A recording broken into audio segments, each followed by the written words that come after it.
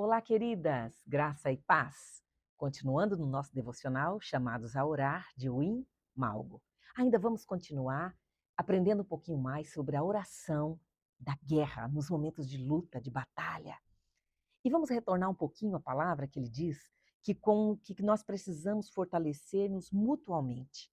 Porque quando nós nos fortalecemos mutuamente, nós podemos vencer o cansaço.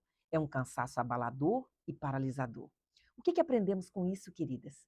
Que a palavra de Deus precisa de unidade. É por isso que o salmista vai dizer: ó, tão bom e agradável é que os irmãos vivam em união. Porque a união tem uma chave.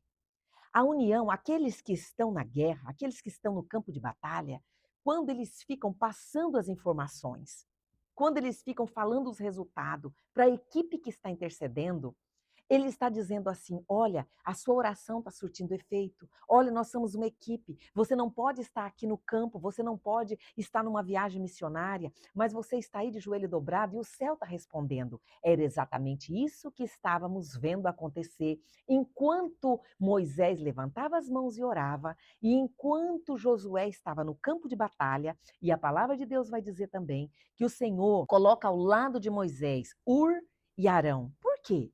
Arão e Ur observaram algo, que por mais incrível que quando as mãos de Moisés se levantava, Israel prevalecia, descia uma unção sobrenatural sobre o povo, descia uma unção de guerra, uma unção de força, uma unção de coragem.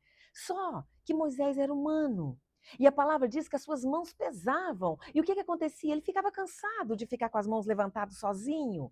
E aí o que acontece? Aqueles homens que estavam caminhando tão próximo, eles começaram a observar. É importante, queridas, que nós tenhamos pessoa ao nosso lado. É importante que você tenha um grupo mais íntimo de oração, que possam observar momentos que você está cansada, momentos que você está precisando de apoio. Porque sabe o que eles fizeram? Eles chegaram, pegaram uma grande pedra e colocaram uma pedra de apoio de um lado, uma pedra de apoio do outro lado. Mas não só isso. A palavra vai dizer que um ficou sustentando uma mão, um braço, e o outro sustentando do outro lado. Então, o que nós vemos aqui? Uma unidade extraordinária. É alguém que está trabalhando para o reino e ali não tem estrelas. Ali tem pessoas no único propósito: o reino vencer, o reino ser estabelecido. E a palavra de Deus diz, sabe o que acontece? Ficavam firmes as suas mãos até o pôr do sol.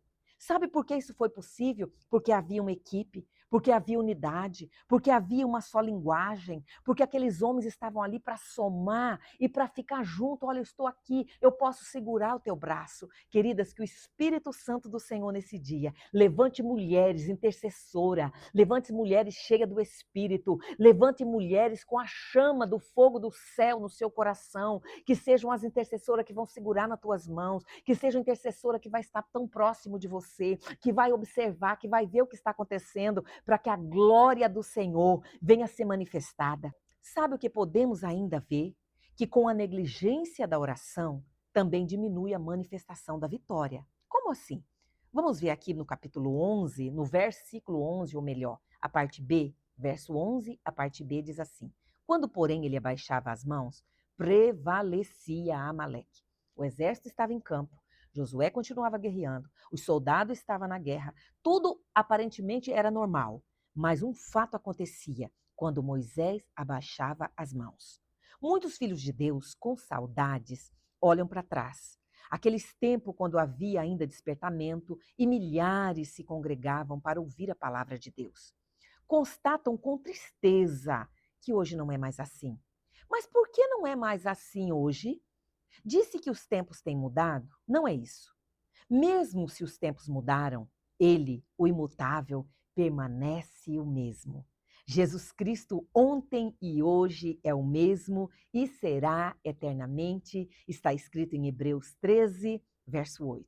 Sim, os tempos mudam, os homens mudam, as condições mudam, mas ele, o Senhor dos Exércitos, jamais mudará.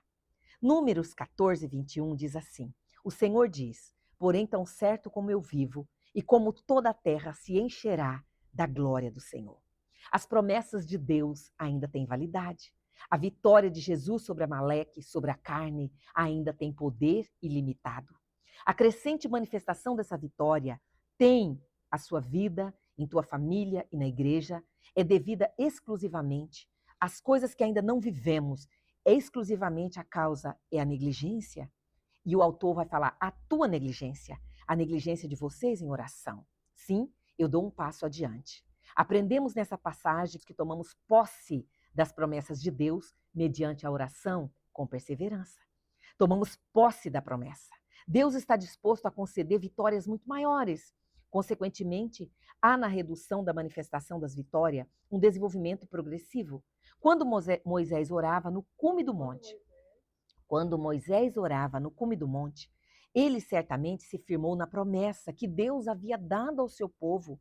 Qual era a âncora que Moisés estava segurando? O Senhor teu Deus eliminará diante de ti os teus inimigos. O Senhor teu Deus eliminará. E sabe o que Moisés faz? Ele transforma essa promessa em realidade, em fatos consumados. E Deus lhe concedeu ainda coisas maiores. E Deus concedeu ainda projetos extraordinários. E Deus lhe deu uma palavra: eu vou riscar Amaleque de debaixo do céu.